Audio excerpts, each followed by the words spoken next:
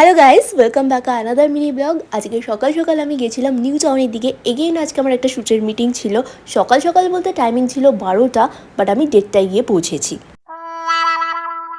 আমি আর লাইভে কোনোদিনও পাংচুয়াল হতে পারলাম না। এবার তোমাদের অনেকেরই মনে হতে পারে তুমি সেটা নির্লজ্জের মতন ভিডিওতে এসে বলছো। কি করব বলো, আমি এরকমই। কিন্তু কি করে আমার এত লেট হয়ে যায় আমি বুঝতেই পারি না। আজকে আমার একটা ব্র্যান্ডের সঙ্গে মিটিং রয়েছে, সেখানেই যাচ্ছি। চারিদিকে এত কাজের মধ্যে না একটু ঘেটে রয়েছে, যার জন্য চ্যানেলে কোনো লং ভিডিও আসছে না।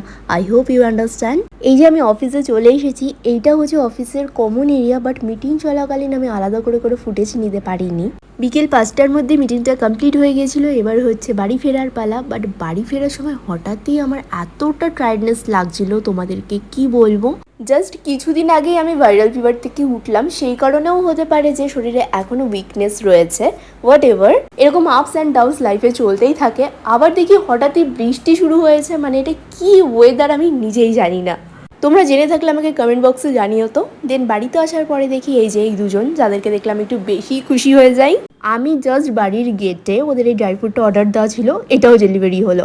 আই রিয়েলি ডোন্ট নো, আমি যখনই বাড়িতে থাকি তখনই সমস্ত জিনিসপত্রগুলো ডেলিভারি হয়।